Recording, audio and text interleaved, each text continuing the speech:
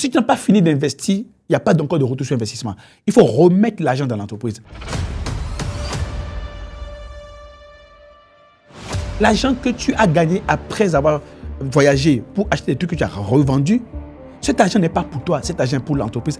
Il doit être réinvesti dans l'entreprise parce que l'entreprise n'a pas encore atteint le niveau du cash out.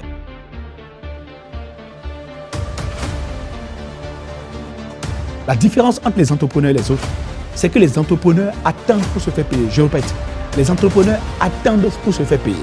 Parce que avant que tu ne puisses te dire, OK, je peux me payer maintenant, je peux prendre une partie de l'argent dans le coup et acheter une maison, acheter un terrain, acheter une voiture, etc. Tu dois te poser la question, est-ce que tu as fini d'investir?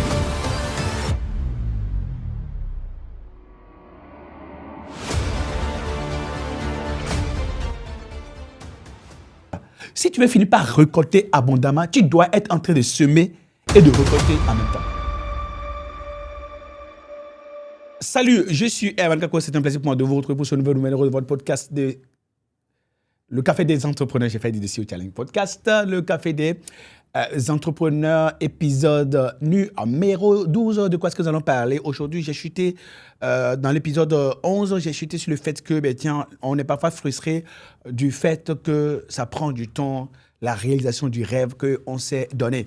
Eh bien, l'épisode d'aujourd'hui, nous allons parler de pourquoi est-ce que le retour sur investissement prend du temps et que ça doit prendre du temps. Voilà, j'insiste, ça doit prendre du temps.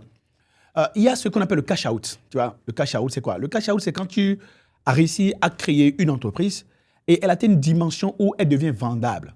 Et tu décides de vendre l'entreprise à une personne et tu récupères du cash et puis tu t'en vas. Voilà. Alors, c'est un modèle d'enrichissement actuellement depuis la période des années 90 dans des dot-com, on va dire comme ça. Les gens créaient des boîtes, se faisaient racheter par les mastodontes qui s'agrandissaient. Et puis, bon, voilà, ils vont cash out, ils vont devenir, par exemple, des business angels ou des capital risqueurs, etc. Okay? Ils vont créer des fonds, voilà, des fonds de financement et ils financent des entreprises, des venture capitalistes, par exemple. Donc, ils vont financer des entreprises. Ils vont cash out. OK. Et ça, c'est dans le plus beau des mondes. Tu vois ce que je veux dire?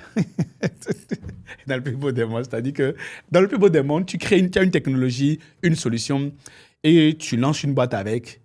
Et puis, Google voit qu'ils ont besoin de cette solution. Une autre entreprise voit qu'elle a besoin de cette solution. Tu as fait 2 ans. Tu t'appelles Instagram. Tu as fait 2 ans. Et après 2 ans, on achète ta boîte à 1,8 milliard de dollars. Tu vois ce que je veux dire un peu? Ou bien tu t'appelles WhatsApp. Tu vois, tu crées la boîte et au bout de 2 ans, tu vois, Meta ou bien Facebook l'achète à quoi? 17 milliards de dollars, si je ne me trompe pas. Ou bien tu t'appelles YouTube. La plupart des gens ne savent pas que ce n'est pas Google qui a créé YouTube. Google a racheté, n'est-ce pas, YouTube. Voilà, tu as créé YouTube et puis voilà, Google vient et puis il rachète ça et tu cash out. Dans ce cas, oui, c'est quelque chose qui se produit en 1 an, 2 ans, 3 ans maximum, parfois 5 ans quand c'est trop long. Tu cash out. Et beaucoup d'entrepreneurs aujourd'hui, quand ils se lancent dans certains écosystèmes, ils se disent, OK, écoute, je vais lancer la boîte, valoriser la boîte. Quand ça prend une certaine valeur, je vais la revendre à une grande entreprise et cash out. Et puis avoir de la liquidité, mener la vie dont j'ai rêvé. Excuse-moi de peu.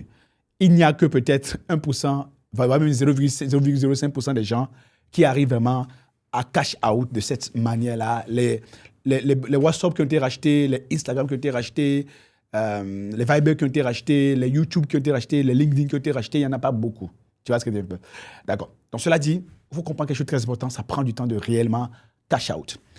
La deuxième chose que je voulais préciser, c'est que ça doit prendre du temps. J'explique. En fait, il y a des gens, je connais des amis à moi, ils font des marchés de 30 millions, de 50 millions, mais de 100 millions. Quand ils font les marchés, ils exécutent le marché. Quand ils ont fini de payer les autres charges, et il reste par exemple 30 millions, ils vont acheter des terrains, ils vont construire des maisons, ils vont vouloir construire des maisons, ou bien voilà. Il y en a qui achètent de belles voitures, etc., qui en achètent pour leur femme ou leur maîtresse, tout ce que tu veux. Ou des copines, ou bien à des copains, ou à des amis, ou à des parents. C'est OK. OK? Mais je disais que le retour sur investissement doit prendre du temps, parce que c'est un retour. Donc, la question c'est, est-ce que tu as fini d'investir? Parce que avant que tu ne puisses te dire, OK, je peux me payer maintenant, je peux prendre une partie de l'argent, donc du coup, et acheter une maison, acheter un terrain, acheter une voiture, etc. Tu dois te poser la question, puisque c'est ton retour sur investissement.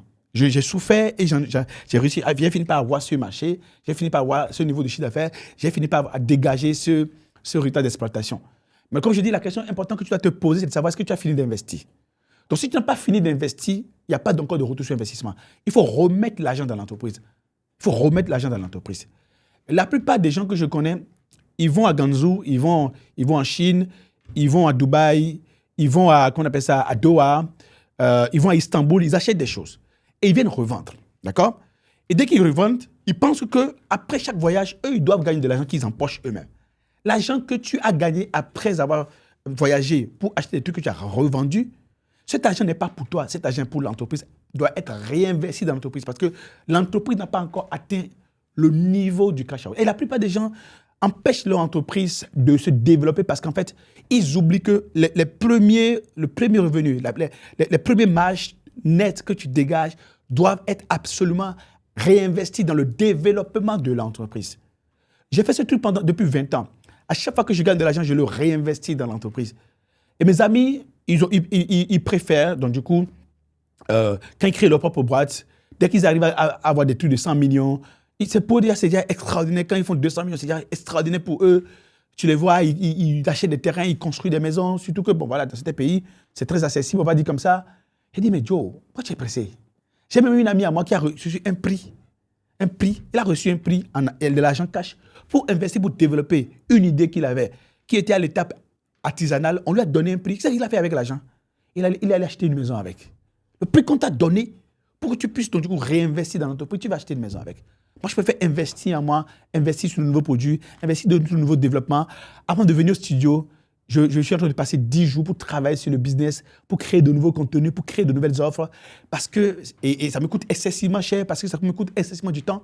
Mais une fois que j'aurai fini, je sais que pour les 3 prochains mois, eh bien, les 6 prochains mois, nos offres seront hulées, nos contenus seront hulés. Et c'est ça qui va faire qu'on va être très attractif et gagner davantage de marché et gagner davantage d'opportunités. Pourquoi? Parce que je ne suis pas encore arrivé à la période du retour sur investissement. Je connais des gens qui sont très sensibles à la rentabilité. Et crois-moi, ne va pas penser que je ne suis pas sensible à la rentabilité. Mais comme je le disais la dernière fois à un ami qui est très sensible à la rentabilité, je lui dis, mais tiens, pourquoi à chaque fois que toi, tu dois faire une affaire, tu veux absolument être rentable? La rentabilité est dynamique. La rentabilité est dynamique, ça veut dire quoi? Ça veut dire qu'on peut décider d'être rentable sur un an et l'être. Il n'y a pas de défi. Mais comme la rentabilité est dynamique, parfois tu dois investir dans la qualité, dans le dispositif, dans la logistique, dans les collaborateurs, dans beaucoup de choses, dans le marketing, pour finir par, eh bien, break-even, donc atteindre le seuil de rentabilité et naturellement commencer à avoir de retour sur investissement. Mais ce n'est pas quelque chose que tu fais en un an. Il faut 3 ans, parfois 6 ans pour ça. Donc, ce que moi je fais, je me donne 3 ans. Je paie de l'argent sur la première année. Je suis des appels, je paie de l'argent la deuxième année. Et à partir de la moitié de la deuxième année, je commence à voir là où l'entreprise, l'activité atteint sa maturité. Et je dis, niet, on ne peut plus perdre de l'argent là. Mais on continue d'investir sur d'autres créneaux où on va avoir du retour d'investissement. Ça veut dire que quoi? Si tu veux finir par récolter abondamment, tu dois être en train de semer et de récolter en même temps. Semer, récolter, semer, récolter, semer, récolter, jusqu'à ce que tu atteignes ce qu'on va appeler, donc du coup, l'utilité marginale. Tu vas atteindre ce qu'on va appeler le point bascule, où il y a tellement d'argent que tu dis, oh mon Dieu, ce truc est devenu très facile. Rappelez-vous ce que je disais dans l'épisode, n'est-ce pas? Numéro 9, on disait on a l'impression que les choses sont faciles pour certaines personnes, mais ce n'est pas facile pour autant pour eux. La différence, l'épisode plutôt dit ça. Donc, la différence entre eux et nous, entre ceux pour qui on a l'impression que c'est facile pour eux maintenant, c'est qu'ils ont passé leur temps à investir, et ils ont accepté attendre. Alors, es-tu un entrepreneur vraiment, cher ami? Si tu es un entrepreneur, c'est quelque chose de très important. La différence entre les entrepreneurs et les autres, c'est que les entrepreneurs attendent pour se faire payer. Je répète, les entrepreneurs attendent pour se faire payer. N'est-ce pas? Donc, imaginons que toi, tu es un entrepreneur dans le BTP. Tes ouvriers, ils sont payés à la fin de la semaine. Et les collaborateurs qui travaillent dans l'administratif et autres, ils sont payés à la fin du mois. Mais toi, tu ne seras vraiment payé que ce soit de dividendes à la fin de l'année si tu es pressé. Et parfois, tu dois réinvestir le profit que tu as généré pour décider d'investir, de réinvestir, pour augmenter le retour sur investissement. Donc, je te charge de dire directement ou indirectement que si tu veux augmenter le retour sur investissement, il faut que tu prolonges à plus long le temps de retour sur investissement. Rien ne va arriver. Tu es en train de te prendre du plaisir à entreprendre déjà. Et si tu prolonges, tu réinvestis, et tu reportes à plus tard, n'est-ce pas? Le temps du retour sur investissement, la bonne nouvelle, c'est que tu vas récolter abondamment.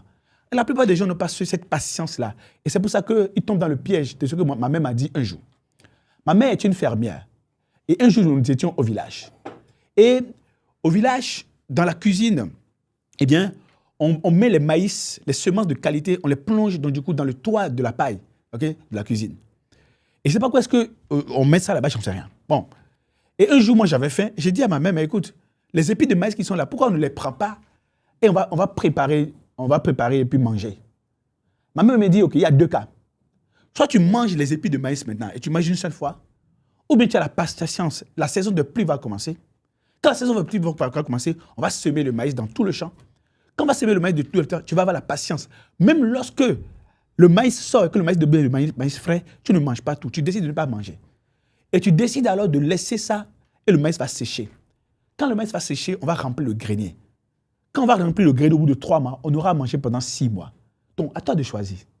À toi de choisir si, tu as mangé le maïs de sémence et tu ne pourras pas semer, ou bien tu as mangé le maïs frais, tout le maïs frais lorsque tu as ton champ de maïs, ou bien tu as la patience que le maïs se sèche, tu remplis ton grenier et tu as de quoi manger pendant 6 mois.